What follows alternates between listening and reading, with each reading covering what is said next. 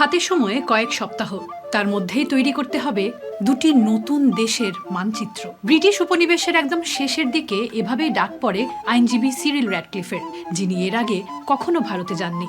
অথচ তার আঁকা সীমান্তের ভিত্তিতেই ভাগ হয় ব্রিটিশ ইন্ডিয়া। এমন একজন মানুষকে পাঠানো দরকার ছিল যে যাকে পাঠালে সেই অর্থে খুব একটা প্রশ্ন উঠবে না, মানে যার মোটামুটি রিকুইজিট কোয়ালিফিকেশন আছে, মানে যাকে পুরোপুরি নস্যাৎ করা যাবে না যার এক্সিস্টেন্সকে, সেটা হচ্ছে একটা ক্রাইটেরিয়া। এবং সেকেন্ড, যেটা খুব গুরুত্বপূর্ণ জিনিস ছিল, যে যার ভারত সম্পর্কে আসলে কোনো ধারণা নেই। র্যাডক্লিফ লাইন 1947 সালের 15ই আগস্ট জন্ম নেয় ভারত ও পাকিস্তান। কিভাবে হলো দেশভাগ? 8 জুলাই 1947 বেঙ্গল ও পাঞ্জাব সীমান্ত কমিশনের প্রধান হিসেবে র্যাডক্লিফ যান ভারতে। কমিশনগুলিতে দুজন কংগ্রেসের ও দুজন মুসলিম লীগের প্রতিনিধি ছিলেন। ভারত পাকিস্তানের সীমানা নির্ধারিত হল শুধু প্রকৃতি, জলাশয় বা কাঠামোগত ভিত্তিতে নয়। এই মানচিত্র একই সাথে দ্বিজাতি তত্ত্বের প্রেক্ষিতে ধর্মীয়, সামাজিক ও রাজনৈতিক সীমানা গঠনের প্রচেষ্টাও ছিল। The country was eventually divided along the lines of majority and minority Muslim districts, and this process was highly unusual. It was compressed into a few weeks and was very, very sensitive, so much so that the boundary lines between Pakistan and India was not announced until after India was granted independence on the 15th.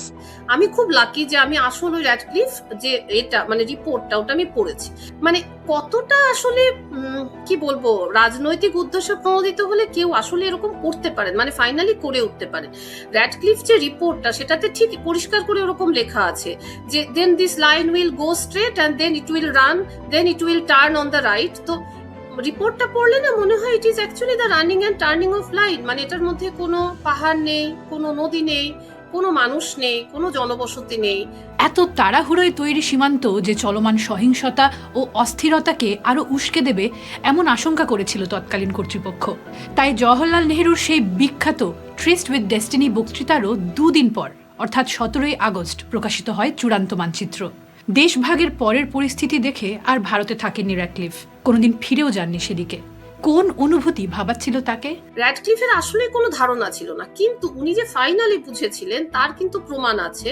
মানে এই রিপোর্টটা বেরোলে finally কি হবে, এবং উনি নিজেই স্পষ্ট লিখেছিলেন যে আমি জানি যে এই রিপোর্ট প্রকাশ হওয়ার পরে ভারতবর্ষে প্রচন্ড সমস্যা হবে এবং কেউ কোনো পক্ষ সন্তুষ্ট হবে না এবং সবাই আমাকে আসলে মানে খারাপ কথাই বলবে। মানে একদিকে ব্রিটিশ উপনিবেশিক যে যারা শাসক এবং তার পরবর্তীকালে যাদেরকে দায়িত্ব দেওয়া হলো যে যাতে যেভাবেই হোক ভারত এবং পাকিস্তান এমন করে ভাগ করতে হবে যাতে অন্তত ওরা একটা কমনওয়েলথের পার্ট থাকে, মানে কলোনিয়ালিজমকে একদম এটা দুর্মুষ করে দিয়ে স্বাধীনতা পেয়ে গেল, ওই ফিলটা যাতে সারা পৃথিবীতে গিয়ে না পৌঁছয়।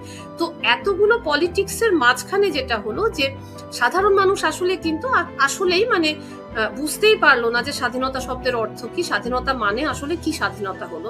বাংলায় মানুষের দৈনন্দিন জীবনে দেশভাগ আজও প্রভাব ফেলে। কলকাতা ও ঢাকা, যে দুটি শহরের অর্থনীতি ছিল একে অপরের ওপর নির্ভরশীল, চলে গেল দুটি পৃথক দেশে। মানুষের বাস্তবতাকে রীতিমতো অগ্রাহ্য করেই তৈরি হলো সীমান্ত। পাটের ক্ষেত একদিকে, কারখানা অন্যদিকে, বন্দর এক দেশে, উৎপাদন আরেক দেশে। আর ছিটমহল, সেই সমস্যার সমাধান আসতে লেগেছে প্রায় 70 বছর। পরিবার, ধর্মীয় স্থান, চেনা বাজার হাট, এক ঝটকায় সব কিছু পরিণত হয়েছিল বিদেশে। কারণ র্যাডক্লিফের সাথে ভারতের পরিচয় ছিল শুধু কাগজে। ভাষা, সংস্কৃতি, অর্থনৈতিক চরিত্র কোনো কিছুই জানা ছিল না তার। বলা হয় কাশ্মীর সংঘাত বিষয়েও র্যাডক্লিফ জানতে পারেন বাউন্ডারি কমিশনের কাজ সেরে লন্ডনে ফেরার পর। আর প্রস্তুতির জন্য যে সরকারি ম্যাপ ও সেন্সাস রিপোর্ট তাকে দেওয়া হয় সেগুলিও পুরনো তথ্যের ভিত্তিতে তৈরি। 43-এর মন্বন্তর, কলকাতা নোয়াখালীর দাঙ্গা, এসবের কোনো তথ্যই ছিল না র্যাডক্লিফের কাছে। 1971 সালে ভারতীয় সাংবাদিক ও কূটনীতিক কুলদীপ নায়ারকে লন্ডনে দেওয়া একটি সাক্ষাৎকারে এই বিষয়ে র্যাডক্লিফ বলেন, আমার আর কোনো উপায় ছিল না। এত কম সময়ে আমি এর চেয়ে ভালো করতে পারিনি। আমার কাছে আবার একই সময় দেওয়া হলে একই কাজ করতাম, কিন্তু 2 বা 3 বছর সময় থাকলে হয়তো আরও ভালোভাবে কাজটা করতে পারতাম। ইতিহাসবিদ সুমন্ত বন্দ্যোপাধ্যায় তার র্যাডক্লিফের ভূত প্রবন্ধে দেশভাগ প্রক্রিয়ার খামতির কথা বলেন, যা না শোধরানোর ফলে আজও সীমান্ত বিষয়ক টানাপোড়েনে জর্জরিত ভারত, পাকিস্তান ও বাংলাদেশ।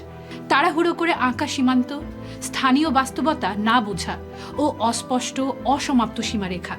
র্যাডক্লিফের আঁকা মানচিত্র মূলত এই তিনটি কারণেই ছিটমহল, সম্পদ বিষয়ক বিরোধ থেকে কাশ্মীরের মতো নানা দীর্ঘমেয়াদী সংঘাতের জন্ম দিয়েছে। কিভাবে দেখবেন র্যাডক্লিফ লাইনকে? ঐতিহাসিক ভুল, চলমান রাজনৈতিক দ্বন্দ্ব নাকি ভাগ্যের পরিহাস?